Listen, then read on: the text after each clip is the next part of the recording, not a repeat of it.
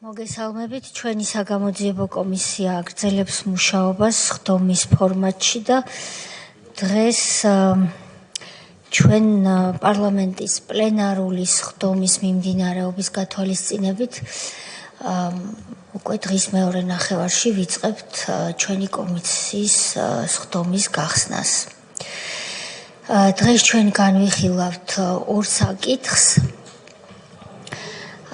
ერთი პირველი გამოსვლელი, რომელიც ახსნა განმარტებისთვის არის მობრძანებული, გახლავთ ბატონი გიორგი ზერეკიძე, რომელიც არასრულწლოვან ასაკში გახდა 2003-2012 წლებში საქართველოში მოქმედი პოლიტიკური ხელისუფლების მსხვერპლი და არა მხოლოდ ის, ასევე მისი მშობლები და მთელი ოჯახი და ამის შესახებ გვექნება ჩვენ მასთან გასაუბრება და მეორე საკითხი ეხება გორის ბაზარს,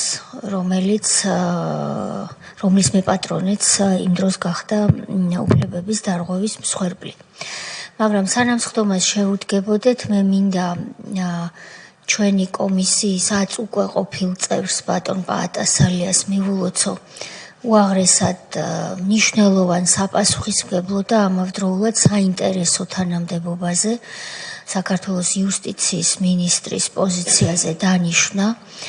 ჩვენი კომისიისთვის მისი აღმასრულებელ ხელისუფლებაში გადასვლა ნამდვილად დიდი დანაკლისია, ვინაიდან ის არაერთ კომპლექსურ მნიშვნელოვან საჩივარს სწავლობდა ჩვენი კომისიის ფარგლებში და ხელს გვიწყობდა გამართულ მუშაობაში. ასევე ის რა თქმა უნდა, მისი რესურსი დანაკლისია მთლიანად საქართველოს პარლამენტისთვის, მაგრამ მინდა მას, როგორც ყოფილმა იუსტიციის მინისტრმა, დიდი წარმატებები ვუსურვო და რასაკვირველია ჩვენ ვრჩებით მის კოლეგებად და გულშემატკივრებად.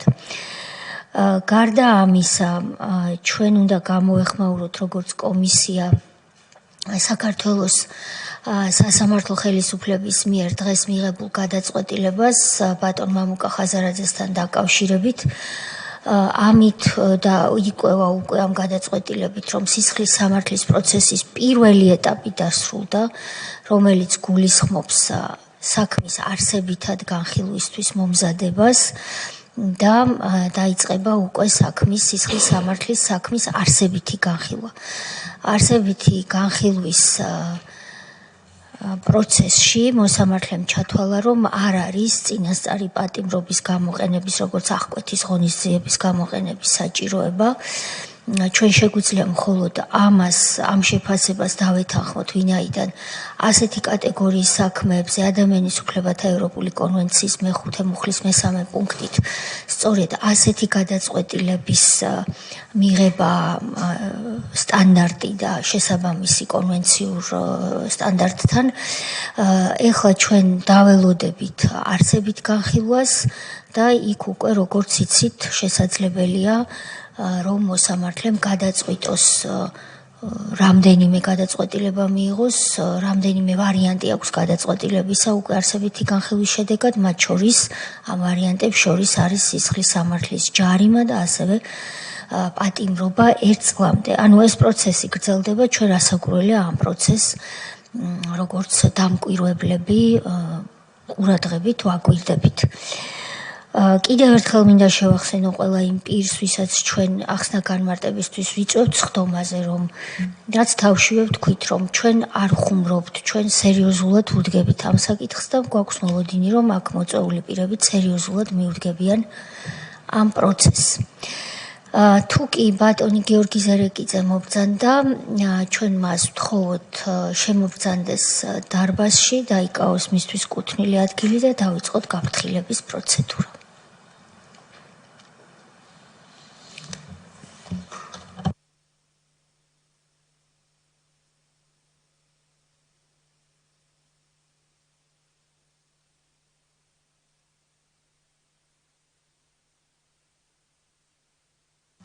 მოგესალმებით, ბატონო გიორგი, დაბრძანდით თქვენთვის განკუთვნილ ადგილას. ჩვენი ხდომა სწორედ ბატონი გიორგი ზერეკიძის მობრძანებით გაიხსნება. მე მინდა მსმენელს და მაყურებელს შევახსენო, რომ ჩვენი ხდომა გადაიცემა საქართველოს პარლამენტის ტელეარხით, საპარლამენტო ტელეარხით. მე მინდა ამ არხის თითოეულ თანამშრომელს დიდი მადლობა გადავუხადო ერთგული და მუდმივი მხარდაჭერისთვის ჩვენი კომისიის მუშაობისა.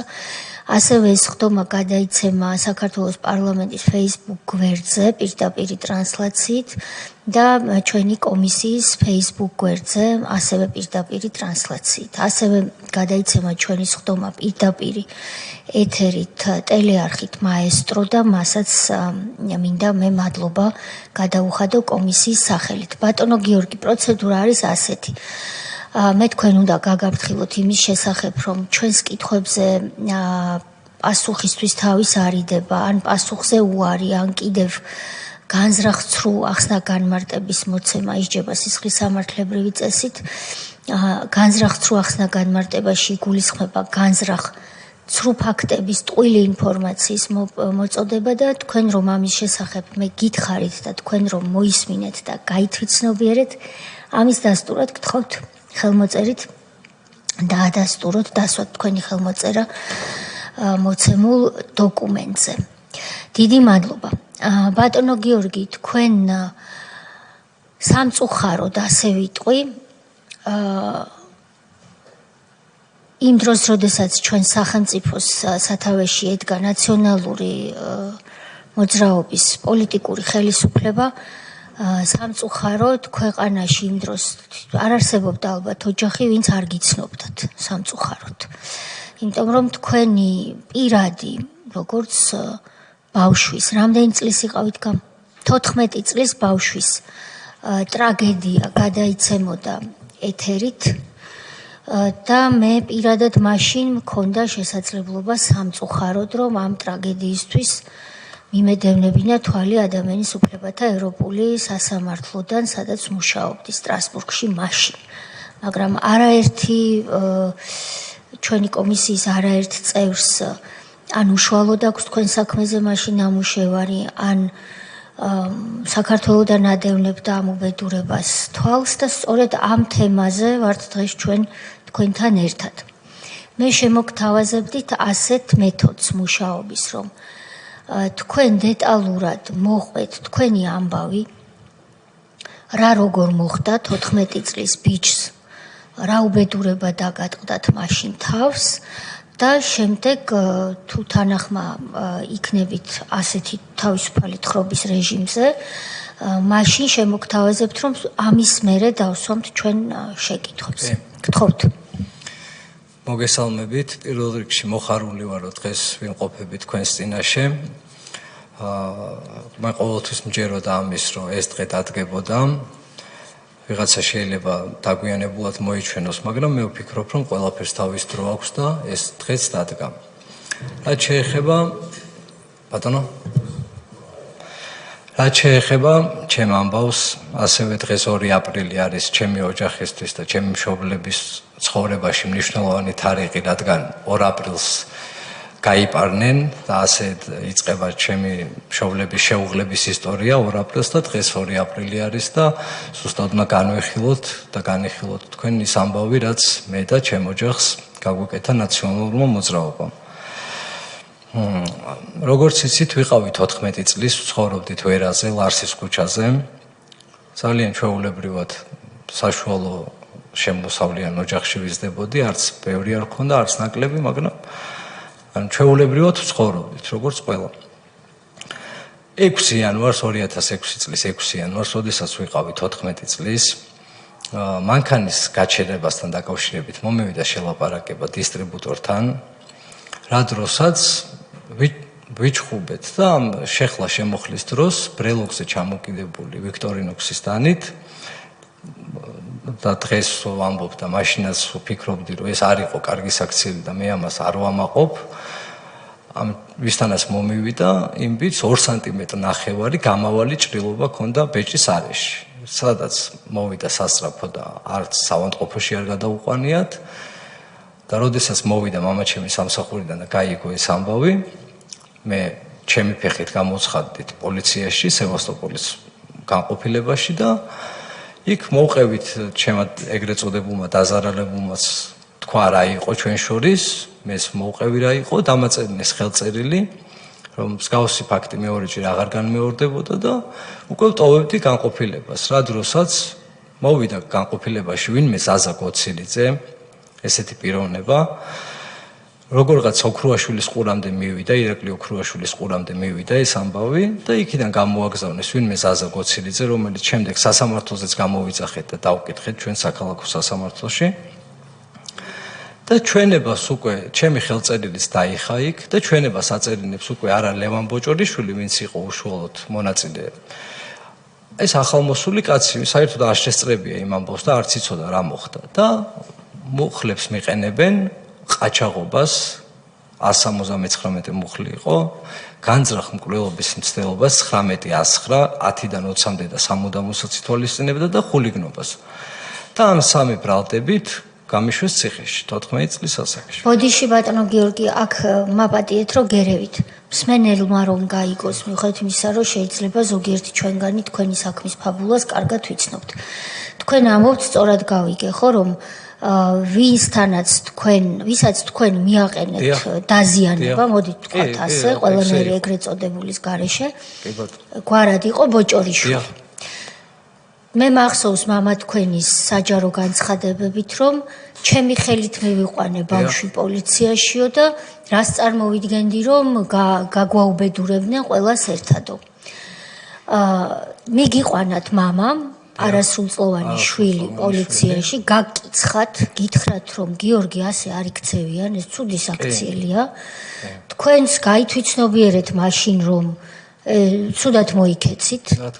მიხვედით და ამბობთ, რომ ეს დავაშავე ბატონო პოლიციელო და ბატონი ბოჭორიშვილიც ამ დროს იქ არის. რაღაც მომენტში მოდის სხვა პირი, გვარად გოცირიძე, ხდება ბოჭორიშვილის გოცირიძით ჩანაცვლება და უკვე თითქოს გოცირიძეა დაზარალებული. არა, დაზარალებულის ნაცვლად აძლევს ჩვენებას. ნაცვლად აძლევს ჩვენებას გოცირიძე, მაგრამ სინამდვილეში ბოჭორიშვილია დაზარალებული და გოცირიძის მონაყოლით, რომელიც იქ არ ყოფილა. საერთოდ არ ყოფილა, მიშვებენ ყაჩაღობას. ამ დროს ბოჭორიშვილი რას აკეთებს, ესეც გითხარით და გააგრძელეთ. განყოფილებაში არის. და ამას ითმენს. ამას ითმენს კი. კი ბატონო. შემდეგ და უკვე მიშვებენ ამ ძიმე მუხლებით ციხეში.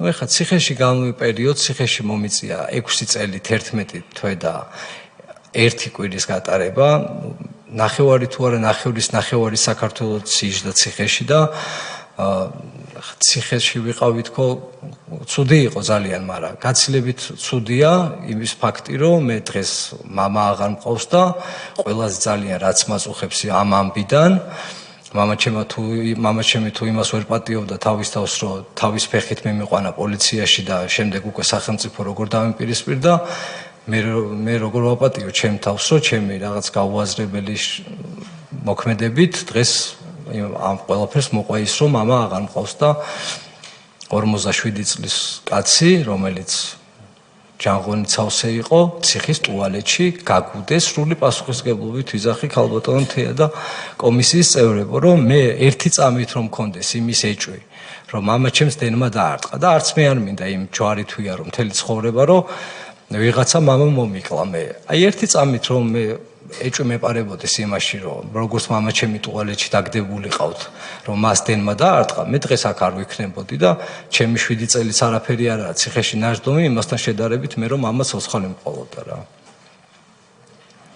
მაგრამ აი გავასაჯაროოთ, ერთი ფოტო ამოვიღოთ საქმიდან, ხო დღემდე ძიებაშია საქმე და მესმის რთულია, ციხეშია მომხდარი დანაშაული და რთულია, მაგრამ აი ერთი ფოტო ამოვიღოთ და ნახეთ თქვენს და ვაჩვენოთ საზოგადოებას და თუ ვინმეს კიდე კითხვა გაუჩნდება, რომ აქ შეიძლებოდა რამეს, რომ აი მართლა დენის დარტყმას ქონდეს ადგილი, ცხოვრებაში საჯაროდ კი არა, ხმას აღარ ამოვიღებ საერთოდ. ბატონო გიორგი, თუ შევძლებთ მივყვეთ პროცედურას, ანუ წაგიყენეს ბრალდება წამიყენეს ეს ბრალდები ამ მუხლებით და შემდეგ რა ხდება? ვარ არასრულწლოვანთა წინასწარი დაკავების შეგიბრდეს წინასწარი ციხეში. ჯერჯერობით ხართ იზოლატორში. იზოლატორიდან გადამიყვანეს უკვე მე არასრულწლოვანთა ციხეში და იქ ავჭალაში? ავჭარა. აბა? მატროსოზე იყო ციხე, და ავჭალაში იყო კოლონია. აჰა. ჯერ ვარ ციხეში, სანამ მომისჯიან და ის რა ქვია, მე სასამართლოები მიმდის ამ დროს და აი ყველა სასამართლოზე გასვლის წინ ყოველთვის მქონდა იმედი, რომ აი ხა გამიშვებენ თქო, ეხა გამიშვებენ თქო, იმიტომ რომ რეალურად აი არაფერი არ იყო ისეთი მომხდარი, რაზეც 10 წელს მომისჯიდნენ და ამხელა ამბები დატრიალდებოდა ჩემ თავს და საქალაქო სასამართლომ მომისაჯა 10 წელი, ყაჩაღობის ბრალდებაში გამამართლა, იმიტომ რომ აი საერთოდ ფულზე საუბარი არ ყოფილა. ეს ყაჩაღობაც იყო იმისთვის, რომ მაშინდელმა სასამართლომაც კი გაგამართლა პირველმა ინსტანცია ყაჩაღობის მუხლში სრულად გამამართლა. პროკურორმა მოითხოვა 10 წლით თავისუფლების აღკვეთა, შემიკრიბეს, 24 წელი გამომიტანეს, მაგრამ ვინაიდანო გიორგიო არისო 14 წლისო და 10 წელზე მეც ვერ მივცემ თუ 10 წელიო პროკურორმა მოსამართლე მოვიფიქრებო და რომ გავიდა შესვენებას და შემოვიდა ყაჩაღობაში გამამართლა და ეს მუხლები 19 109 და ხულიგნობას დამიტოვა და მომისაჯა 10 წელი. 10 წელი რომ მომისაჯა ეს ჩემი მშობლებისთვის ძალიან ჩემთვისაც რა თქმა უნდა, მაგრამ ჩემი მშობლებისთვის უფრო რთული იყო.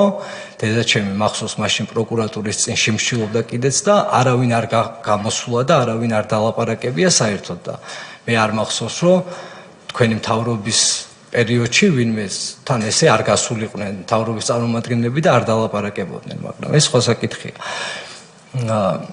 და დაიწყო შემდეგ უკვე ეს საზოგადოების პროტესტი, ჩემი თანაკლასელების პროტესტი, რაზეც აი მართლა არ ვიცი დღეს თუ აი აქ თქვენს წინაშე ვარ და რაღაცა მაქამდე მომიყვანა, ალბათ აი ამ ჩემი თანატოლების გვერდში დგომა იყო, ჩემთვის აი ძალიან დიდი სტიმული, რომ მე ვფიქრობდი, რომ როცა დაუბრუნდები ციხიდან, როდესაც გამოვიდოდი გარეთ, მე ამ ბავშვებთან და ამ საზოგადოებასთან ისეთი უნდა დაუბრუნებულიყავი, როგორიც ესენი მithოვდნენ მე და როგორც გვერდში მედგნენ და მე ეს პირობა შევასრულე და მე აქ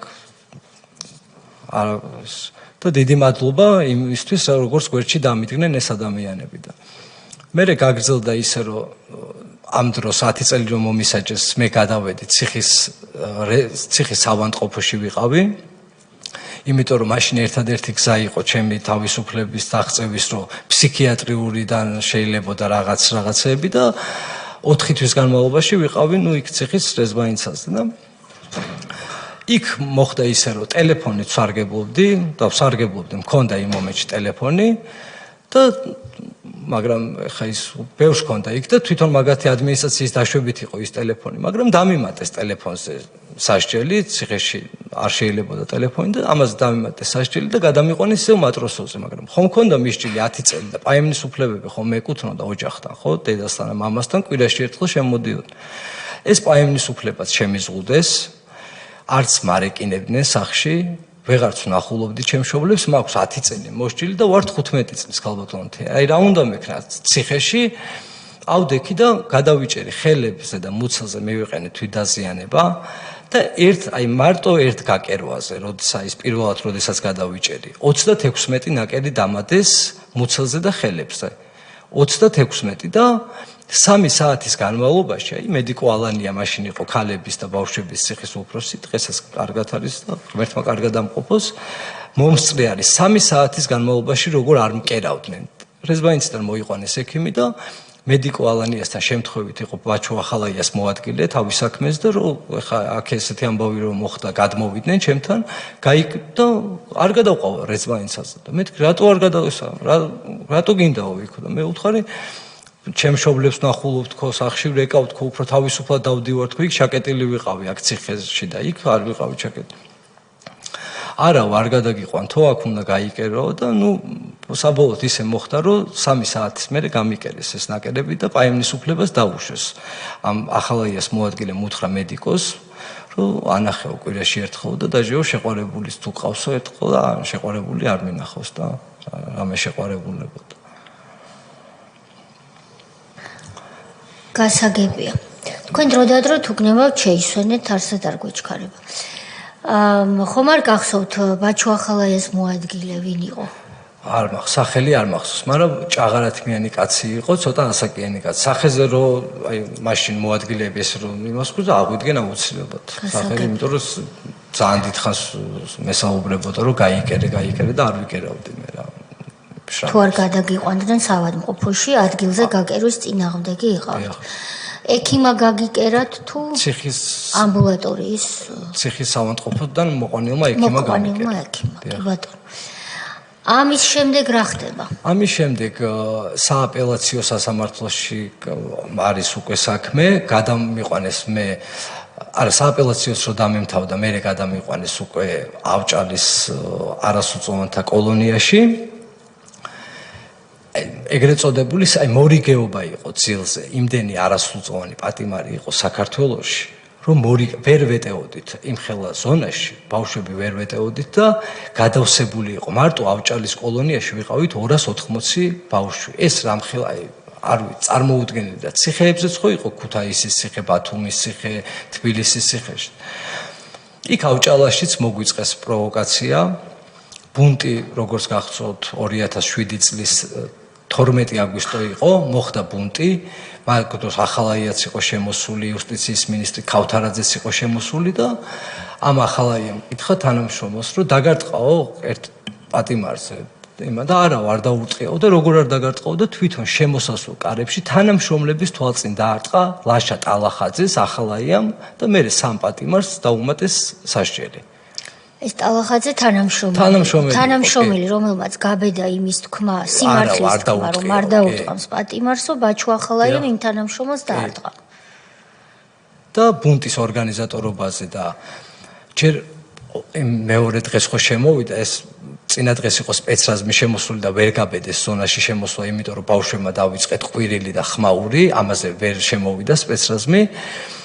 და ბაჩო ახალაია იყო, მაგრამ იქით იყო, იმიტომ რომ ვერ მოდიოდა, იუსტიციის მინისტრი იყო და ეს გვესაუბრებოდა ქავთარაძე ბავშვებს და ეს ახალაია საერთოდ არ მოდიოდა ჩვენსკენ და მეორე დღეს რო გათენდა დილის შემოწმება ჩავიარეთ ჩვეულებრივად და ცოტა ხანში კიდე ერთხელ უნდა ჩავატაროთ შემოწმება და სტადიონზე შეგვიყვანეს და 13 აგვისტო არის ზაფხული და შემოდის უცებ დიდი კარები იღება და მანქანები შემოდიან, სპეცრაზმი შემოდის და 120 ბავშვი გადაგვიყვანეს რუსთავის კრიჩში და ოღონდ სანამ გადაგვიყვანენ ეს რკინის მანქანები ხო არის ციხის მანქანა ხო არის რკინის და ეს სახურავი ხო გახურებული იყო და 6 მანქანა იყო ეზოში და ნელ-ნელა აყავდათ ეს ბავშვები რა და მე ბოლოსკენ ამიყვანეს უკვე აი მე და წავედით ეგრე იყო თითქმის და რო შევედი შიგნით აი ესე იყო ოფლი და ბავშვებს ფეხები ედგათ და აი საერთოდ აი ჰაერის კი არა აი ავიც გეგონებოდა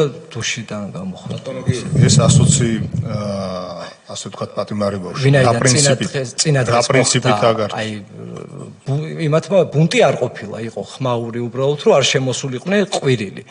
და ამ იმით რომ ბუნტის ორგანიზატორობა იქ ხელის დარტყმაზეც დაუმატეს ერთ-ერთ პატიმარს და გადაგვიყვანეს კრიჩში. რუსთავის მეორის კრიჩში იქ ვიყავით ჩამწყდეულები 4 თვის განმავლობაში. დიდი პატიმრებისთვის ეგ იყო კარცერად განკუთვნილი, სადაც ჩვენ ვყავდით და ჩვენ 4 თვის განმავლობაში ვყავდით იქ. მე ისევ დაგვაბრუნეს ავჭალაში. მე ამ დროს უკვე 15-ის, 16-ის უკვე ნელ დროც გადის და 14 წლიდან ერთ-ერთ გამოსვლაში ლომაია ამბობს, რომ მე თურმე ჩემი მშობლებმა გადამიკეთეს ასაკი და ვარ 16-ის თუ 17 წლის, როცა მართლა 14 წლის ვიყავი და მაგასაც კი მაბრალებდნენ, რომ ვითომ მე არ ვიყავი 14 წლის. ერთი სათხოვარი მაქვს. ვინაიდან ჩვენ საზოგადოებაც გვისმენს და შეიძლება კარგად არ იცოდეს რა არის ეს კრიტი ეგრეთ წოდებული. რით განსხვავდება ის ჩვეულებრივი საპატიმრო ადგილისაგან? იქნება აღწეროთ, რომ ყველა მიცოდეს ეს რა. ჩაკეტილი სისტემა არის, სადაც არც პაემნის უფლებები ისე, ანუ თვეში ერთხელ იქ თუ ქონდა ავჭალაში, კოლონიაში კვირაში ერთხელ, იქ თვეში ერთხელ ქონდა და დარეკვაც შესაბამისად კვირაში ერთხელ და უფრო მკაცრი რეჟიმის დაწესებულება არის კრიტი. და თითქმის მუდმივად ხარ ჩაკეტილ სივრცეში. მუდმივად არა, სულ ჩაკეტილი ხარ. სულ ჩაკეტილი ხარ, მაშინ როდესაც ავჭალაში შეგეძლო გარეთ გამოსვლა და ჰაერზე ყოფნა. სწავლას რაც შეეხება ამაზეც რო გითხეთ. აი, სწავლას რაც შეეხება, ეხლა გეტყვით აი გამბავიც როგორ იყო. ჩემ 2010 წელს, როდესაც უკვე 10 თვეში მიმთავრდებოდა სასჯელი და ისედაც გამოვდიოდი, მაგრამ ჩემი მშობლებისთვის ჩემი ერთი დღის ციხეში გაჩერება არანაირ სტრასბურგში არც მოგებულ საქმეს და არც თანხად 2006-ში ხო დაგაკავდა 2010-ში როგორ გიმთავრდებოდა საპროცესო არა მე დამაკლო იმან სააპელაციო ჩამომაკლო ეს სასჯელი და კი 5 წელზე ჩამოვიდა და რა აი სასამართლო პროცესებზე თქვენ რო ახსენეთ. დიახ, 10 წელი როცა მომისაჯეს, მე სააპელაციო. დაზარალებული ერთი ვინც იყო? დიახ. ერთი გვარი რა გვარი?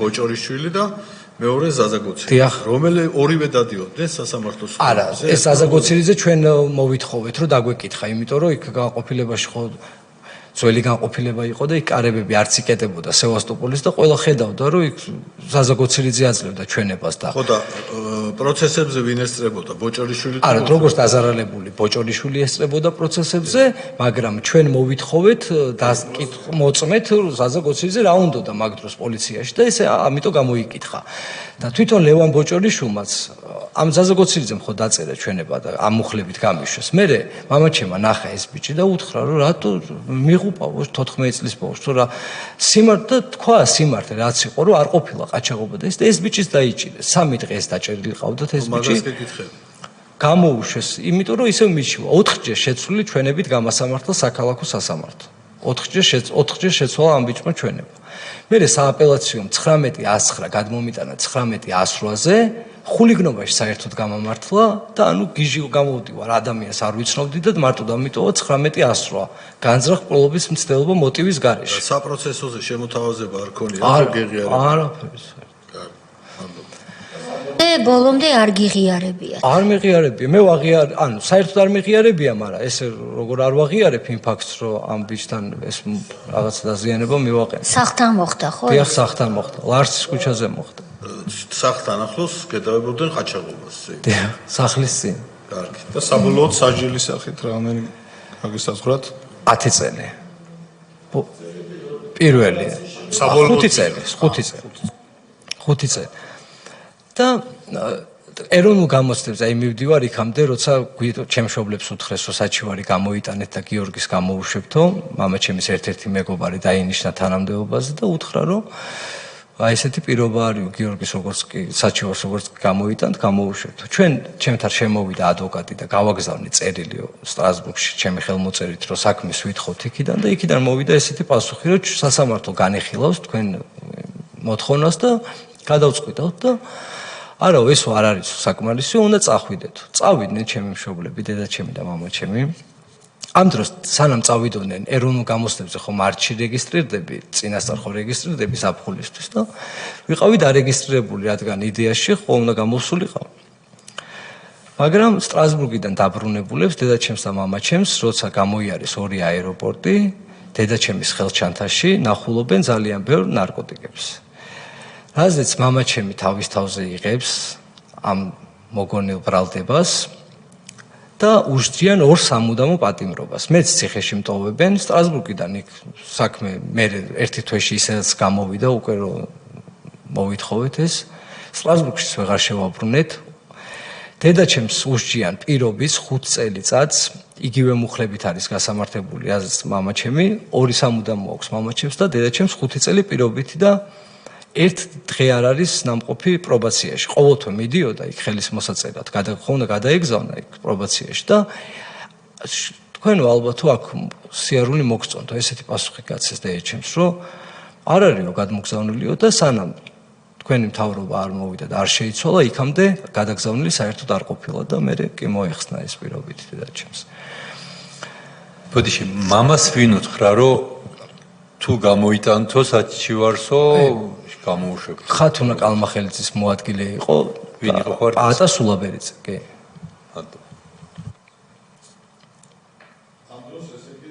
დეპარტამენტის ხელმძღვანელი არის ხათუნა კალმახელიძე. არა, სასჯელსულების მინისტრი არის ხათუნა კალმახელიძე. დიახ. და დეპარტამენტის უფროსი იყო ჭაკუა და მოადგილე გაგამ კურნალიძე. და მე ისევ ციხეში ვრჩები, მამაჩემ სამუდამოს უსჯიან, დედაჩემი ესე მარტო რჩება, მთელი ცხოვრება დიასახლისი იყო დედაჩემი და ყოველთვის მამა იყო ოჯახში შემომტანი ასე ვთქვათ და მეც პატიმრობაში ვრჩები და აი მანამდე მე არც ვემზადებოდი იქ ბავშვები იყო რაღაც მასწავლებლები იყვნენ და ემზადებოდნენ ამ ეროვნული გამოცდებისთვის პირველი წელი იყო როდესაც ბავშვებს უნდა ჩაებარებინათ ეროვნული გამოცდებით და ერთ-ერთ ისე ვქვი პაემაზე როდესაც დედა შემოვიდა მითხრა რომ მამა დაჭერილმა მამამ თხოვა რომ გამოცდებზე გავსულიყავი მაინც და ჩამებარებინა და შეუსრულე ეს თხოვნა მამაჩემს და გავედი გამოცდაზე ერთი კვირა მოვემზადე მსგავსი ტესტებს ვაკეთებდი რაც გამოცდაზე უნდა შემხედროდა და აი მართლა არ ვიცი როგორ ჩავაბარე მაგრამ მადლობა ღმერთს ძალიან მინდოდა ჩამებარებინა საშუალო ქულები ავიღე ყველა გამოცდაში 4-ვე გამოცდაში და პირობა იყო ასეთი რომ ვინც ჩააბარებს ყველას გაუშვებთ და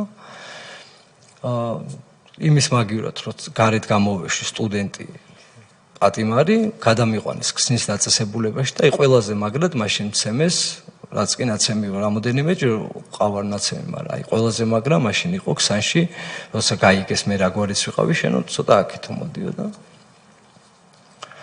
დამიმთავრდა სასჯელი 3 თვეში 3 თვე გავატარე ქსნის დაწესებულებაში გამოვედი ეს არის 2010 წლის 14 დეკემბერი როცა გამოვედი მამაჩემი გდანის ციხეში იყო და ზუსტად თვე და 10 დღეში აი ისეთი პროვოკაცია მომიწყეს და ჯერ პროვოკაციას არ ვიცი რა და პროვოკაციას არ ქვია მაგას ჩემი მეზობელი სადარბაზოში მეორე სადარბაზოში მეცხოვრობ პირველ სადარბაზოში ეგ ცხოვრობს აი ამ კაცთან მომივიდა შელაპარაკება რაღაცა ქაოსობდა რაღაცებს იგინებოდა და აი ფანჯრიდან დაწყნარდი ღამის-3 საათია მეზობლები რა დღეში ხარ და იქიდან რაღაც პასუხი და აი მარტო ეს იყო რომ რაღაცა ზევიდან და ლაპარაკი აი ამის გამო აი ამ დღით ინციდენტის მე გადის 20 დღე და მიჭერენ და ამას აი ყველაფერს მოსამართლე ეკითხება 4 თელ ოჯახს აჩივლებინეს წარმოიდგინეთ მეორეჯერ როდესაც დამიჭირეს და მოსამართლე ეკითხება რომ აი ესე რო ახასიათებთო გიორგის რომ აი ეს განადგურება უნდა და ჩვენი ოჯახს აი რა დაგიშავოთ აი რა მიზეზი რა არისო რა ესე რატო არ ვიცი თუ აბა ბავშვობაშიო ჩემაშვილმა ველოსიპედის კი აჩუქაო და აი რა ველოსიპედის ჩუქებაზე კი არა თუ ერთი თეთრი ეჩუქებინოს და რა ერთი კამფეტი ფულზე ერთი კამფეტი ეჩუქებინოს იმას ჩემთვის ცხოვრებაში ეს იყო ნათქვამი უთხრეს რომ ესე გააკეთე ესეთ ჩვენებას დაწერთ და ხულიგნობის ბრალდები თითქოს იარაღი ჩავარტყის საერთოდ აი და მეორეჯერ უკვე მისჯიან 8 წელს 5 წელი ხო ვიჭიქით ციხეში გამოვედი და უკვე მისჯიან 8 წელს და შევდივარ ციხეში გდანის ციხეში ყავლაშვილი მყავდა კახა ადვოკატი და ამ კახამ მითხრა რომ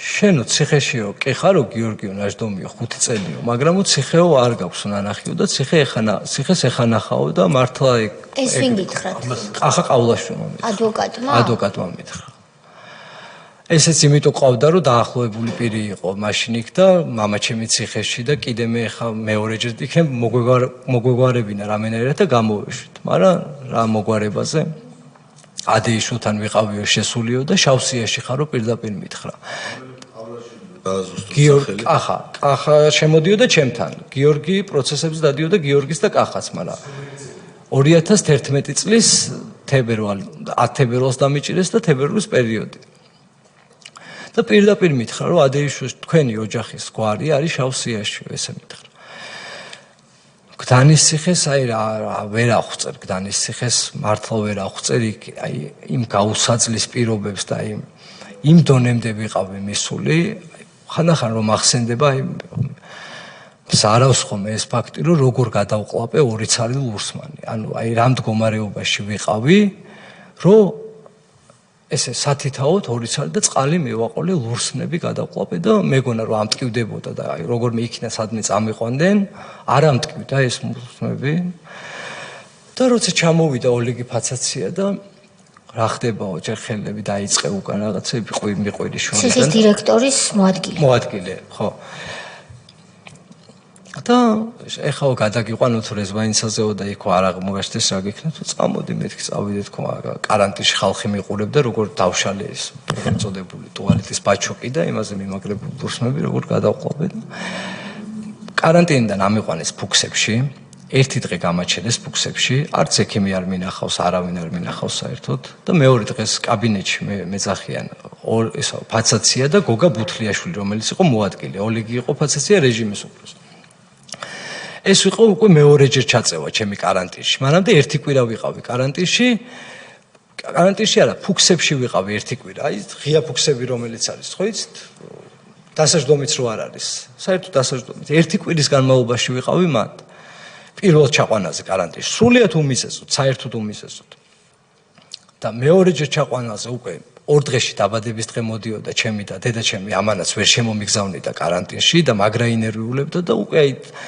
ამდენი უსამართლობა ამოსული მქონდა ყელში და აი ეს გავაკეთე რაც გავაკეთე და მეუბნება ფაცაცია რომ ეხლა შეგიყვანო ისეთ კამერაშიო სადაცო ტვინსო არ უჭამენო ცოტა კორექტულად ვიტყვი მაგრამ შენო კიდევ მესამეჯერო თუ მოხდებიო კარანტინშიო გაქვს რო ისა სროქს დაგიმატებო და გაკრიტა უკვე 8 წელი მაქვს მისჭირი ეს ის პერიოდი და გდანში შეყვანისთანავე დამავიწყდა ეგ რომ მეთქვა 4 დღე ხო გამაჩერეს კარანტინში სადაც 6 კაციან საკანში 40 კაცი იყო და ნუ იქ არანაირი პირობა სალფეტკი არ იყო და არც კოვზი და არაფერი საერთოდ ბალისზე და იმაზე ლეიბზე აღარ მოგსაუბრე როდესაც ამიყვანეს კარანტინიდან ერთ-ერთ საკანში შემიყვანეს და მეორე დღეს თენდება და გუშინო ვინ შემოიყვანეს ახალიო კარები იღება მე მეთქი და გამოდიო და გადმოვყავარ ეკორპუსზე პირველ სართულზე 4 კაციან საკანში ხდება ორი ბიჭი რო შევდივარ და ერთ-ერთი გადმოყვანილი ყავდათ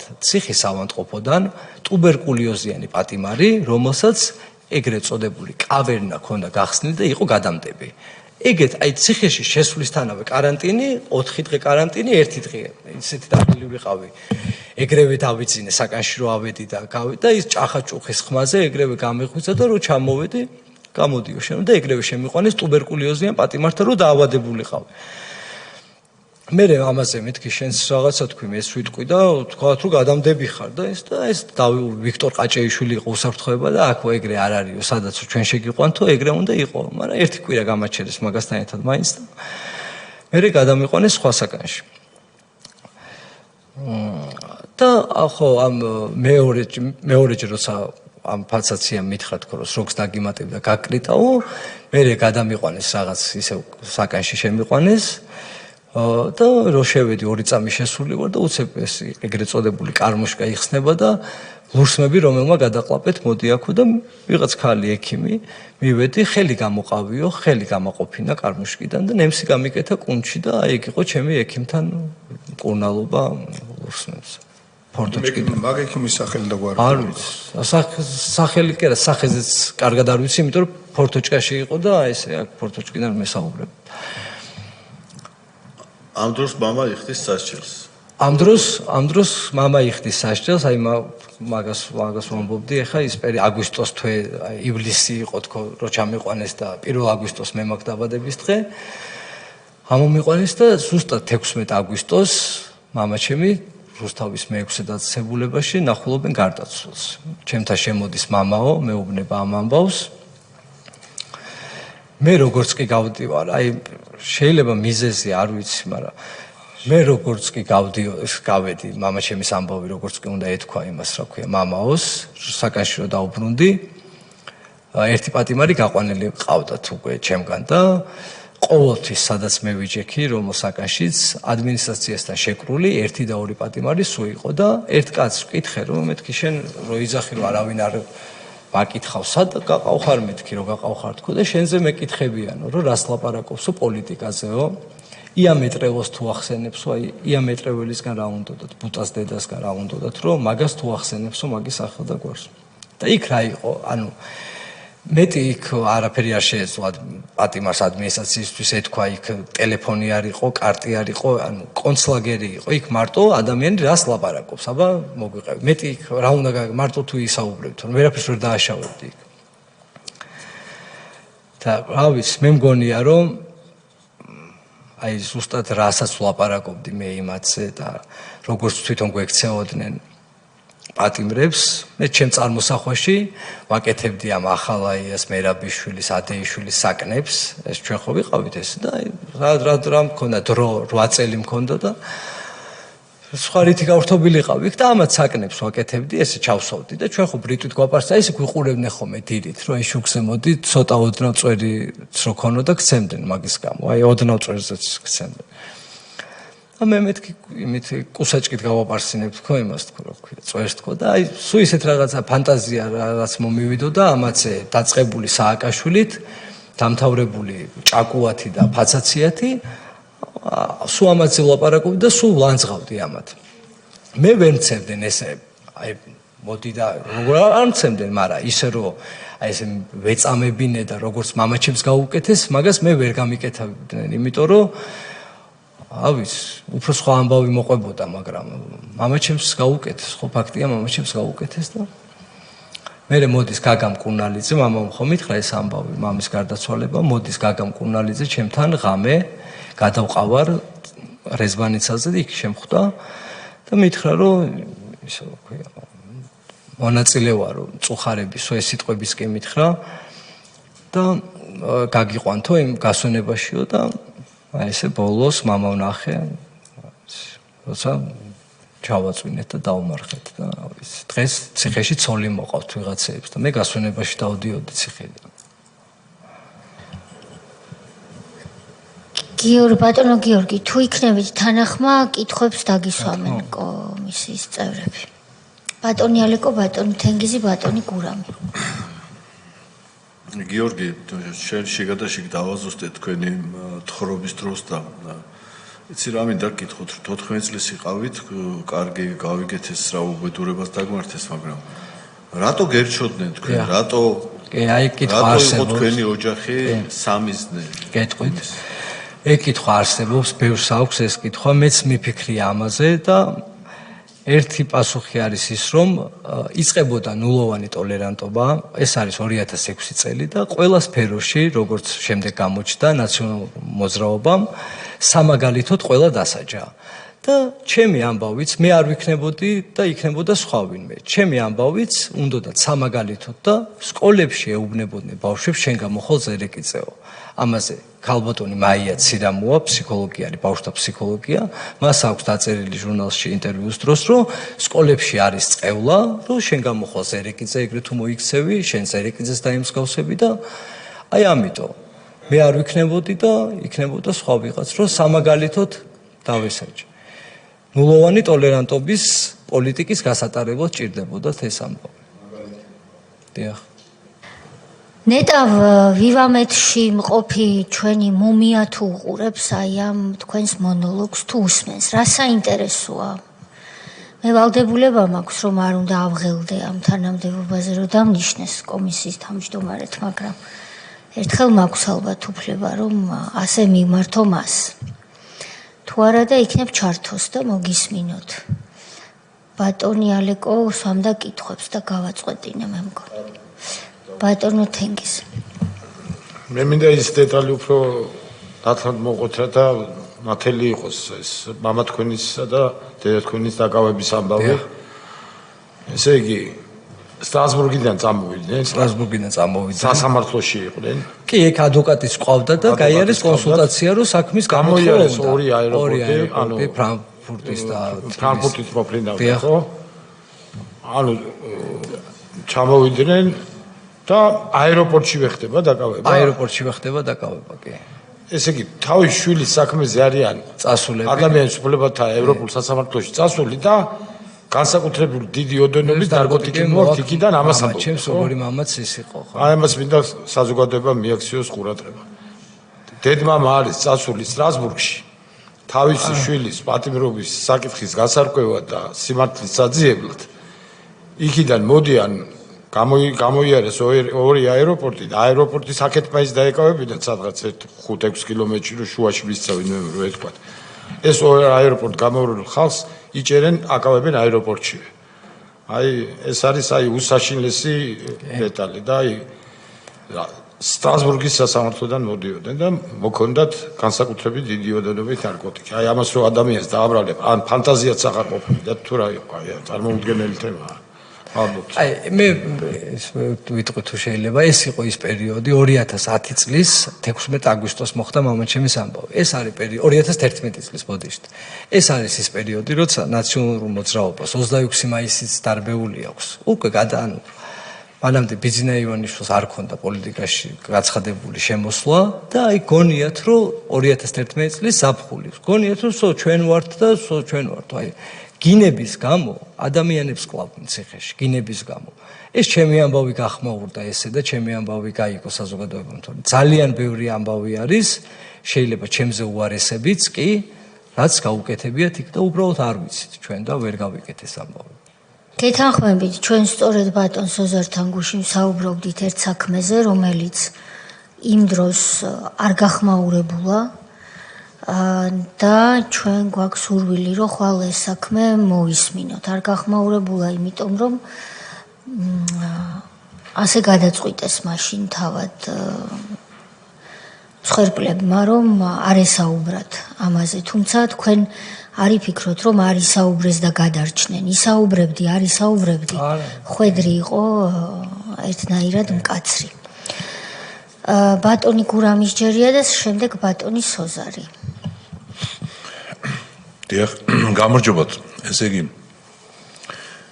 პირველი კითხვა რაც მაქვს ეს არის რომ მამა თქვენზე ისაუბრეთ თქვენ ნუ ის საშინელება რაც მოხდა და დაკავების შემდგომ თქვენ თავს გასაგებია თუმცა იქაც ერთი კითხვა მაინც მექნება რაც მოხდა მაგრამ მამა თქვენთან დაკავშირებით ეს თქვენ ახსენეთ რომ ის მოკლეს და მიზეზი გარდა იმისა რომ ზოგადი მიზეზი რომ რაღაც საჩვენებლად დაესაჯათ რაღაც ახალგაზრდა თუ ოჯახი ეს გასაგებია მაგრამ მაგალითად ჩვენ არ ყავდნენ ადამიანები ვინც ქონებასთან დაკავშირებით ქონათ პრობლემა გადაფორმება არ გადაფორმებასთან და მერე აწამებდნენ თუ არ გადააფორმებ თქვათ აქ მოგივა ესე ასე შემდგომ ან სხვა რაღაცა მიზეზთან დაკავშირებით ან პოლიტიკურ განსხვავებულებასთან დაკავშირებით აი თქვენი აზრით მამა თქვენთან ესეთი ამაზრზენი შედეგი რატო დადგა ანუ სიკვდილის გულისხმობ რატო დადგა გეტყვით ჩემი აზრით მეც მიფიქრია მაგაზე რატო გაუკეთეს მეთქმა მაჩემს ესეთი რაღაც თქო და ალბათ ფიქრობ იმას რომ ჩვენ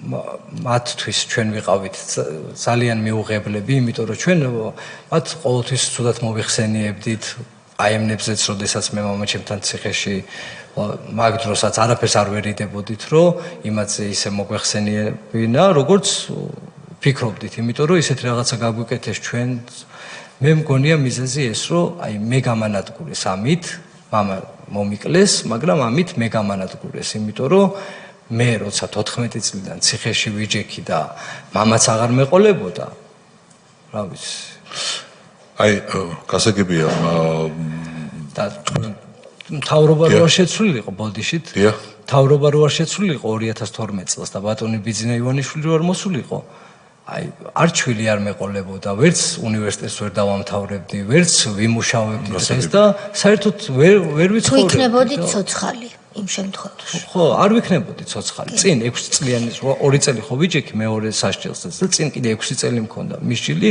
ანუ 14 წლიდან ვიждებოდი 27 წელს გამოვიდოდი და 13 წელი ნაჯდომი მექნებოდა ციხეში და მე რაღა უნდა გამეკეთებინა საერთოდ გასაგები აი თქვენ ახსენეთ 14 წლის როცა იყავით ეს ამბავი შეგემთხვათ პოლიციაში დაგაწერინა სახსნა განმარტება და უკვე პრაქტიკულად მოდიოდით. და ახსენეთ რომ როგორღაც მივიდა ეს ამბავი ოქროაშვილის ყურამდე და შემდგომ უკვე ვიღაც პიროვნება მოდის რომელიც ატრიალებს მთლიანად ამ საქმეს.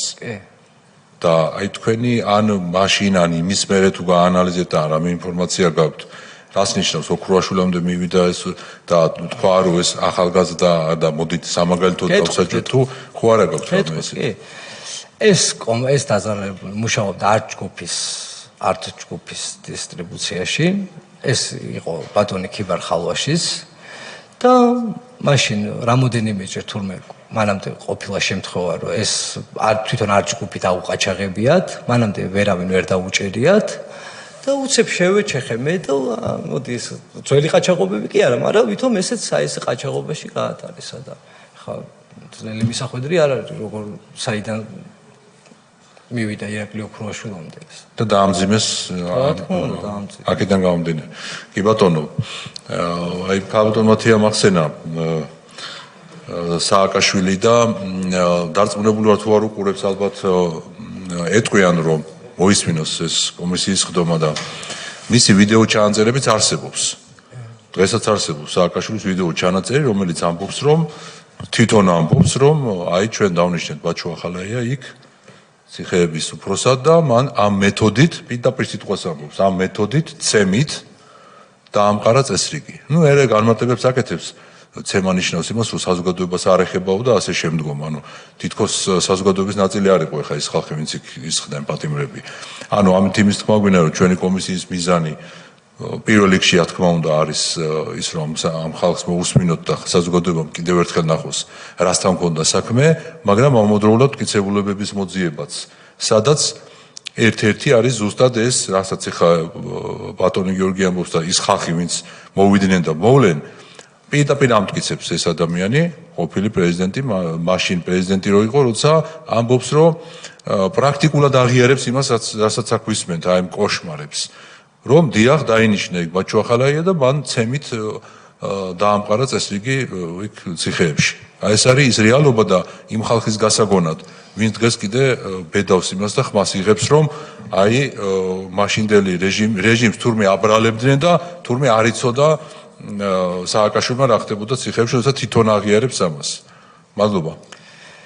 აი მამაჩემის გარდაცვალებას კიდე ერთი ფაქტი უძღოდა წინ, სანამ ეს ფაქტი მოხდებოდა, ერთი კვირით ადრე მამაჩემი მოწამლეს რუსთავის მე-6-ში და გადაიყვანეს ციხის ავადმყოფოში და დღეს ვესაუბრე მაშინ ვინც დახვდა იქ ციხის ავადმყოფოში ერთ-ერთ თანამშრომლს, ეს ჩვენი ოჯახის ახლობელი არის ეს კაცი და მე როდესაც გადამიყვანეს პატარა რო ვიყავი რეზბაინცაზე, მამაჩემი შემოვიდა ამასთან ერთად. ამ ზაზა აბრამიძე არის ესეთი კაცი, რომელიც ციხის რეზბაინცაზე მუშაობდა.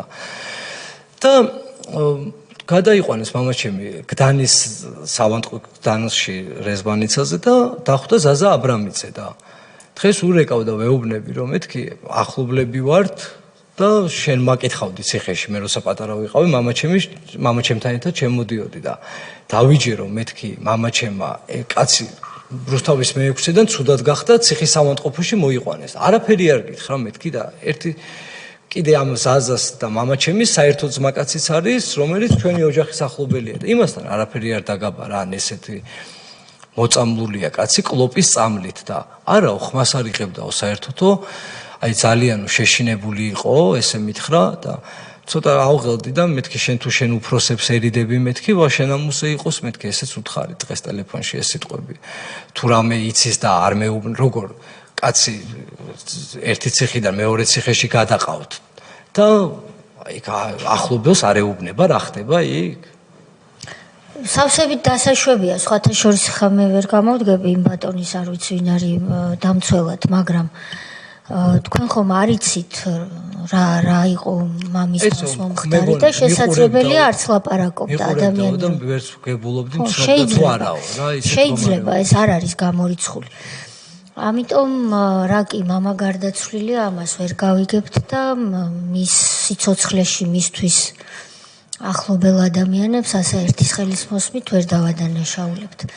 ბატონო სოზარ თქვენ გნებავდათ. დიდი მადლობა გიორგი რომ მოხვედით ჩვენთან. რამდენი არასრულწლოვანი იყავით დაწესებულებაში? ჯერ სადაც სანამ მიგისჭიდნენ განსასჯელებში და შემდეგ უკვე მისჭილებში. მატროსოზე ვიყავით სადღაც 100-დან 100 ბავშვამდე ესე. დავჭალაში ვიყავით 280-285-ს ყოფილ ვართ აი მახსოვს შემოწმებაზე ბოლოს რა 350 დაახლოებით 300 თბილისში კი და პლუს ქუთაისში ცალკე იყო ბათუმი ცალკე იყო ზუგდიდი ცალკე იყო მაინც რო თქვა ჩვენი მომაყურებლისთვის ამ წუთში მთლიანად სისტემაში არის 77 არასრულწლოვანი საიდანაც 27 არის ბრალდებული და 50 მსჯავრდებული რო ჩააბარეთ დაამთავრეთ კი რა სად ჩააბარეთ ჩააბარე შავი ზღვის უნივერსიტეტში სამართალმცოდნეობაზე მაგრამ სამართალმცოდნეობა დაამთავრეთ არა საერთაშორისო ურთიერთობები დავამთავრე მე ამჟამად სად მუშაობთ კი საქართველოს რკინიგზაში ვიوامაძე რო ახსენეთ ქალბატონო თეა მისი სიტყვები უნდა წავეკითხო უბრალოდ გიორგი ზერეკიძის საქმეს მაშინ ხო ბუნებრივი ავსწავლობდით და მე მგონი არ დარჩა ხელისუფლების შტო, რომელმაც თავის არ ჩათვალა თავის მოვალეობად, არ გაეკეთებია კომენტარი და არ გაეკიცხა 14 წლის გიორგი ზერეკიძე. სააკაშვილი სიტყვები, როცა თან ხვდება მის თანატოლებს ერთ-ერთ სკოლაში მივიდა, ესეც ამ ანტიპიარის შემადგენელი ნაწილი იყო, განათლების მინისტრი გვერდითუზის ლომაია, გაბანდიტებული მეათე კლასელი ვინმე ზერეკიძე, ვინც ატერორებდა თბილისის რამდენიმე უბანს.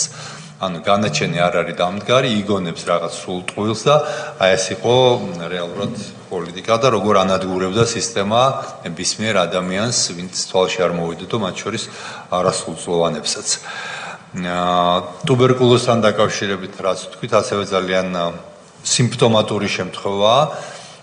დაახლოებით 1000-დან გარკვეულ წლებში 2000-მდე ახალი შემთხვევა ფიქსირდებოდა ყოველწლიურად ტუბერკულოზის ციხეებში. ეს იყო ადამიანების განადგურების ერთ-ერთი მეთოდი. პირველივე წელს ჩვენი ხელისუფლებაში მოსვლაში 60-მდე ჩამოვიდა და დღეს არც ვიცი რამდენიმე ათეულს არ აღემატება წლიური ახალი შემთხვევები. მინდა აქვე წავიკითხო ალტერნატიული ექსპერტიზის დასკვნა მამა თქვენის მამუკა იგივე ივერი ზერეკიძის გარდაცვალებასთან დაკავშირებით გვამის დათვალიერება სახის კისრის და კიდევრების მიდამოებში აღენიშნება დაზიანებები ნაჭდევების სახით, რაც მიყენებულია რაიმე მკვრივი ბლაგვის საგდის მოქმედებით. მორფოლოგიური სურათის მიხედვით დაზიანებები სიცოცხლისდროინდელია და განვითარებული უნდა იყვნენ სიკვდილის დადგომამდე დროის უახლოეს პერიოდში. ანუ ესეც ხო, სავარაუდოდ დენი არაფერ შუაშია, თუმცა ძალიან ძნელია გამოძიება ჩაატარო დღეს, როცა ამდენი ხანი არის გასული. ეს პრინციპში ხომეტი არაფერი. ესე იგი, დღევანდელი მონაცემებით 50 მსჯავრდებული ბავშვია მთელს პენიტენციურ სისტემაში. ეს ნიშნავს, რომ იმ ავჭალის დაწესებულებაში, რომელსაც თქვენ იცნობთ, რომელიც დაახლოებით 200 ბავშვზეა გათვლილი. დღეს 50 ბავშვია, მაშინ როდესაც 200 ბავშვზე გათვლილ დაწესებულებაში თქვენ დროს იყო 280 ბავშვი. შესაბამისად, პირობები რო აღვიწეროთ ძილის, კვების, კვება საშინელი იყო. და არ ვიცი ხა ეს როგორ თქვა ზუსტად, მაგრამ ვიცი ექიმისგან, ერთ-ერთი ექთნისგან უბრალოდ რომ ჩვენ საჭმელში რაღაცებს გვიყრიდნენ, რომ აი ესე უენერგიათ რომ ყოფილიყავთ, კი. ძილის პირობები ქონდათ ძილისთვის? ოკეი, ძილის პირობები ავჭალაში იყო. და სხვა ციხეებში აი კრიტში მაგალითად. აი ვერც დაიძინებ, ისეთი ხმები, გდანში ვერ დაიძინებდი რა, ისეთი ხმები ისმოდა. ისი ხმე ისმოდა? აი ცემის ხმები ისმოდა. ღრიალი. ღრიალის, ზოგს შიშები ეწყებოდა ღამე და ამ პანიკურ შიშებზე იწყებდა, პანიკა იწყებოდა და აი мама ორ მოდიოდა არ გინდოდა რომ გასულიყავი, რომ აი კამერიდან რომ ისეთი შარი იყო, იქ გადასვლა ადმინისტრაციამდე, იქ რამდენი თანამშრომელი შეიძლება გაეოლო და დაენახე და ყველას რაღაცას გეტყოდა რა, ყველა გამოწვევას. ხუდი რატო არ გახურავს, შეიძლება ამისთვის ეცემა რაღაცას. კი ბატონო. ბატონო გიორგი, თქვენ რომ გამოხვედით პირველად და შემდეგ მეორედ საპატიმროდან, ფსიქოლოგის დახმარებისთვის ხო არ დაგჭირდათ მიმართვა? თავიდან არა, მაგრამ მე რამოდენიმე წლის მერე დიახ. ეხლა რამდენი წლის ბრძანდებით? 33-ის. აი 33 წლის გიორგი ზერეკიძე. რას ეტყოდით, თუნდაც 33-ის ან კიდევ უმცროს ახალგაზრდებს დღეს რჩევა თუ გაქვთ? მათზე უფროსი ხართ ხშირ შემთხვევაში, ვინ შეიძლება დღეს ვერ ხვდებოდეს, რას ვებრძოდით ჩვენ ყველა ერთად? კი, ურჩევდი რომ გარჩევა ისწავლონ ადამიანების და მეტი ანალიზი გაუკეთონ, მეტად დაფიქრდნენ, სადგანან, ვის ემსახურებიან და რას ემსახურებიან და მე მგონი ახალგაზრდებმაც და მომავალმა თაობამაც ერთი რამ უნდა გავაცნობიეროთ, რომ ჩვენ უნდა ვემსახუროთ ჩვენ ქვეყანას და არა რომელიმე მით უმეტეს დამნაშავე პარტიას, როგორც ხედავთ დღეს კიდევ რომ რევანშისტულად არიან განწყობილები. თქვენ ყავთ შვილი ახსენეთ, ერთი. 11 წლის კი. როდესაც იქნება ვითარება, მაგალითად როგორც დღევანდელის ხდომა, ან სხვა რაიმე მსგავსი ვითარება, როცა მას უწევს ამ წარსულის შესახებ ინფორმაციის მიღება. თქვენ ალბათ ზრუნავთ იმისთვის, რომ ის ბოდიშვიხტი უნდა ვთქვა ეს სიტყვა გაბოროტება, რაც თქვენში იყო, ხო? იყო ბუნებრივია. როდესაც თქვენ ხატავდით საკნებს და იქ განაწილებდით სააკაშვილს ახალა ეს ხო ეს გაბოროტების ბავშვს რომ გააბოროტებ ეს იყო რეაქცია. თქვენ ალბათ იღებთ ზომებს იმისთვის რომ ეს თქვენ შვილს არ შეემთხვას. კი, ვიღებ ზომებს და მე ზუსტად იმიტომაც პატიმრობიდანაც მოყოლებული სულ ფიქრობდი რომ სანამ ოჯახში შევქმნიდი და საერთოდ შვილი მეყოლებოდა, ფიქრობდი, რომ ისე მეცხოვრა და ისე წარმემართა ჩემი ცხოვრება, რომ მართლა არ გამემართლებინა იმ მუმიის სიტყვები და როცა მეძახდა კრიმინალს და კრიმინალებში ჩამსვა, იქიდან სტუდენტი გამოვედი და ვისწავლე არა, უბრალოდ საშუალება მქონდა, თორე იქ არაფერი არ მისწავლია მე და ცუდის გარდა მე ციხეში არაფერი არ მინახავს, მაგრამ საშუალება მქონდა გამოცდები ჩამებარებინა, ჩავაბარე და მანდაც ჩაიჭნენ, რომ არ გამომიშვეს და მანდაც სიტყვა არ შეასრულეს და შვილს რაც შეეხება, მე ამ თემაზე არასდროს არ მისაუბრია, ჩემ შვილთან რომ მე რაღაც ციხეში ვიყავი და ესე, ვიცი რომ იცის, იმიტომ რომ ჩემი გამოსვლების მოусმენია.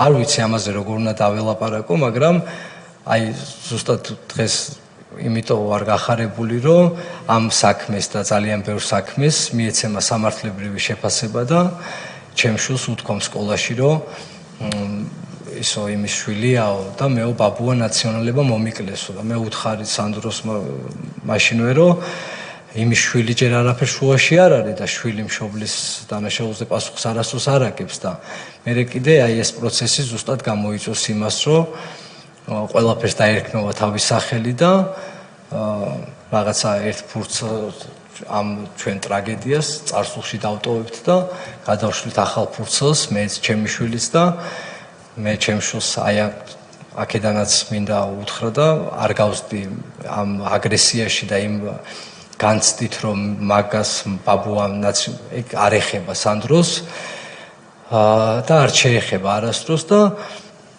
ზუსტად აი ეს იქნება შედეგი, როცა ყველაფერს თავის სახელი დაერქმევა, რომ ჩემი შვილიც გააცნობიერებს რა იყო და ბატონო გიორგი, თქვენი მონათხრობიდან და არა მხოლოდ თქვენი მონათხრობიდან, რაც უკვე მოვისმინეთ, რაც ვიცით, რაზეც გვიმუშავია სხვადასხვა საქმეზე წარსულში, ან შემდეგ, მომავალში ვისაც მოусმენთ ამ კომისიის ფარგლებში. ეს ყველაფერი ადასტურებს იმას, რომ ჩვენ მართლები ვართ, ასე მგონია, როდესაც ნულოვანი ტოლერანტობა გვაქვს გამოცხადებული და კიდევ უფრო მაღალ ხარისხში უნდა ვიყვანოთ ეს ნაციონალურ მოძრაობასთან მიმართებაში, იმიტომ რომ მიხეილ სააკაშვილი ადამიანურ პირობებში იმყოფება დღეს, მაგრამ იმყოფება იქ, სადაც არის მისი ადგილი და ეს მან უნდა იცოდეს.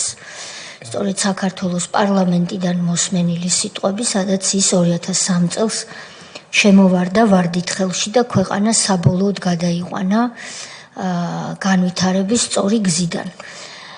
რაც შეეხება მომავალ თაობას, მე მრჩევლად რა თქმა უნდა არ გამოგადგებით, მაგრამ ჩემი აზრია, რომ ახალგაზრდა თაობა, მათ შორის ჩვენმა შვილებმა, ყველაფერი უნდა იცოდნენ, დასამალი არაფერი არ უნდა იყოს, ამისთვისაც არის ჩვენი კომისია შექმნილი, რაც არ უნდა მტკივნეული იყოს, მათ უნდა იცოდნენ, რა თქმა უნდა, ყველაფრის ცოდნას თავისი ასაკი აქვს, ძალიან მტკივნეული რაც არის ის ადრეულ ასაკში არ ითქმის და არ გაიგება, მაგრამ ყველაფერი მათ უნდა იცოდნენ, ისე რომ არ გახდნენ აგრესიულები, მაგრამ ჰქონდეთ ანალიზის უნარი და ეს უნარი ჩვენ მათ უნდა გავუმახვილოთ, იმიტომ რომ ჩვენ ყოველთვის არ ვიქნებით იქ, სადაც ვართ, უფრო მეტიც გულისხმობ თანამდებობებს, უფრო მეტიც ჩვენ ყოველთვის არ ვიქნებით იქ, სადაც ყველანი ვართ, დედამიწაზე და ის რაც დარჩება მერე არის ძალიან მნიშვნელოვანი და ის მომავალი თაობა, რომელიც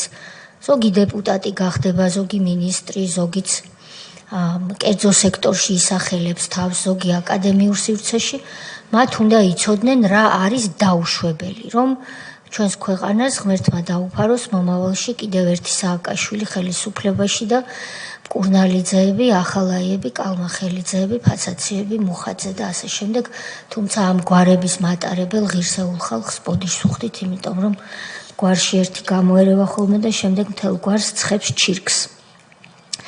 მე ერთი კითხვა მაქვს და თუ სხვა კითხვები არ იქნება, თქვენ თუ გნებავთ მერე ბოლოს თქვით და ამით დაგემშვიდობებით დღეს. როდესაც თქვენმა მშობლებმა გადაწყვიტეს სტრასბურგში წასვლა. ეს გადაწყვეტილება თვითონ მიიღეს თუ ვინმე მურჩია? არა, იცი თუ ურჩია, მეგობარმა კი ურჩია, იმიტომ რომ უთხრა რომ ძალიან დაპირისპირებული ხარო და ვერაფერს ვერ იზავო რა და გამოიტანეს საჩივარი. მეგობარი ვინ იყო? თანამდებობის პირმა ურჩია. კალმახელიძის, ესე იგი თქვენ ხართ ციხეში, თქვენს მშობლებს ციხეების მინისტრის ასე ვლაპარაკობ, რომ ზოგმა სასჯელახსულების სამინისტრო რაც არის, შეიძლება არ იცოდეს. ციხეების მინისტრის ქალბატონი ხათუნა კალმახელიძის, რომელიც კარგ სიზამს აქვს თუ მობრძანდება ერთ დღეს. ქალბატონი ხათუნა კალმახელიძის დროს ბავშვებს აწამებდნენ ციხეში და ეს იყო პირველი ქალი მინისტრი სასჯელახსულების და საინტერესოა დღეს ის რას ფიქრობს ამ ყველაფერზე. ძალიან ადვილია თქვა რომ მე არ მართავდი და ბაჩო ახალაი არ მაძლევდა საშუალებას თუ ჭაკუა იმ დროს ჭაკუა იყო ბოლოს. და ესე იგი ხათუნა კალმახელიძე ციხეების უფროსი მას ყავს მოადგილე, რომელიც თქვენ ოჯახთან ნაცნობობით არის დაკავშირებული და თქვენს მშობლებს ურჩევს სტრასბურგში ჩასვლას. რომ გამოიტანონ საჩივარი, იქნებ შვილი გადაარჩინონ. ახლა მე აქ მინდა საზოგადოებას განვუმარტო ერთი რამ, რომ სტრასბურგის სასამართლოში არ არსებობს როგორც ასეთი მოქალაქეების მისაღები. იმიტომ რომ სტრასბურგის სასამართლოში პროცედურა არის მხოლოდ წერილობითი. წერილების გაცვლა-გამოცვლით ხდება პროცედურა. მოქალაქეებისთვის ამიტომ მოქალაქეებისთვის, აი როგორც პარლამენტშია, სამინისტროებშია, ხომ, მისაღებიც არ არსებობს, იმიტომ რომ მოქალაქე იქ არ უნდა მოხვდეს. მაგრამ როდესაც მოქალაქე მაინც მოდის, წელიწადში შეიძლება 3-ჯერ მოხდეს, 10-ჯერ მოხდეს ასეთი რამ,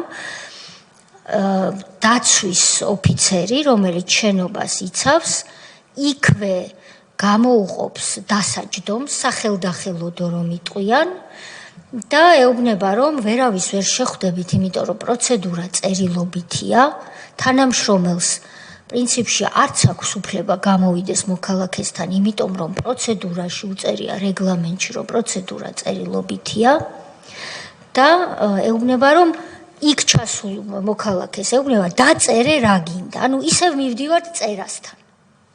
იმდენად პროცედურა წერილობითია. შესაბამისად, თქვენი მშობლები იქ რომ ჩამოვძანდნენ მათ ვერავინ ვერ შეხვდებოდა. შეხვდა ჩვენი წარმომადგენელი. წარმომადგენელი საელჩოსი, მაგრამ მე ვსაუბრობ სასამართლოს, ვერ შეხვდებოდა. ეხლა ეს თქვენ ვერ გეცოდინებოდათ იმ დროს, თქვენ პირადად, მშობლებმაც ალბათ არ იცოდნენ, მაგრამ ეს ნამდვილად იცოდა ხელისუფლებაში მყოფმა თანამდებობის პირებმა და ამიტომ გკითხეთ, ვინ ურჩია? ირკვევა რომ ურჩია ხელისუფლების წარმომადგენელმა და მე თითქმის დარწმუნებული ვარ რომ ეს იყო განზრახ თავიდანვე ისინი გაუშვეს თითქოს და შვილის გადასარჩენად, წერილის გამოსატანად, დაგეგმილი იყო ის რომ უკანა გზაზე უნდა მომხდარიყო ის რაც მოხდა, როდესაც წყვილი ცოლქმარი გამოივლის ყველა აეროპორტს ბატონმა თენგიზმა ამას აბსოლუტურად ლეგიტიმურად ხაზი გაუსვა. ყველა უცხო ქვეყნის აეროპორტს, შემოწმებას, ყველანაირი ტიპის და მოვა საზღვარზე და იქ ხდება უბედურება, ეს რა თქმა უნდა იწვევს ძალიან სერიოზულ კითხვებს. მე რა თქმა უნდა მოგცემთ სიტყვას რომ თქვენი შემაჯამებელი რაც გაქვთ ბრძანოთ და რა თქმა უნდა ამ საქმეს როგორც ერთ-ერთ პირველს ნულოვანი ტოლერანტობის მსხვერპლისა თქვენ იქნებით ამ დასკვნაში ერთ-ერთი, რომ მომავალში ეს აღარ განმეორდეს. კიდევ ერთხელ ძალიან დიდი მადლობა, რომ თქვენს წინაშე ვარ და ჩემი საქმის განხილვა მოხდა, ასე ვთქვათ. და მე დიდი იმედი მაქვს, რომ მართლა ყველაფერს დაერქმევა თავის სახელი და მე არანაირი არც არასდროს არ მქონია, რომ აი ამ ჩემი ამ ამბით რაიმე პოლიტიკური დივიდენდი მიმეღო, არაფერი. ჩემი ყველა გამოსვლაც მხოლოდ ერთს ემსახურება, როგორც მამა ჩემმა შემომწირა თავის მთელი ცხოვრება და ყველაფერი ეცადა იმისთვის, რომ მე ციხიდან დავეხსენი, მეც ყველაფერი გავაკეთო იმისთვის, რომ როგორც რაც გაუკეთეს მამა ჩემს, ამას ნათელი მოეფინოს და რაღაც წარსულში რაღაც დამთავრდეს მართლა ამით. კი, გამოვედი რაღაც, მაგრამ სულ მაფიქრდება, ხო, ეს არ არსებობს წამი, რო არ მახსოვდეს ეს ამბავი და რო ამაზე რო არ მეფიქრებოდეს და კარგი იქნება თუ ამას მიეცემა სამართლებრივი შეფასება და კი ბატონო, თქვენ შვილს სანდრო ქვია, თუ ალექსანდრე ქვია და სანდროს ვეძახით. მაშინ ბატონ სანდროს მივმართოთ საქართველოს პარლამენტიდან, ვუსურვოთ მას, რომ ძალიან ძლიერი დამოუკიდებელი საქართველოს ბედნიერი და ჯანმრთელი მოქალაქე გაზრდილი იყოს წარმატებული და ვუთხრათ მას, რომ მას ყავს ძალიან კარგი მამა, რომელმაც ძალიან ბევრ ამას 14 წლის ასაკში და ადრეულ ასაკში გაუძლო და მან უნდა, რა თქმა უნდა, აქედან მიიღოს გაკვეთილიც, თუ როგორ უნდა იყო მოწესრიგებული, როგორ არ უნდა მით უმეტეს როცა ყავს დამნაშავე ხელისუფლება და იმ დროს დამნაშავე ხელისუფლება იყო, როგორ უნდა იყო ფრთხილად ცხოვრებაში და სწავლას დაუთმო უფრო მეტი დრო. წარმატებებს გისურვებთ თქვენ შვილთან და ოჯახთან ერთად. დიდი მადლობა, რომ მობრძანდით. ბატონ სანდროს მოკითხვა გადაეცით. ნახვამდის. ჩვენ ვაგრძელებთ ჩვენს ხდომას.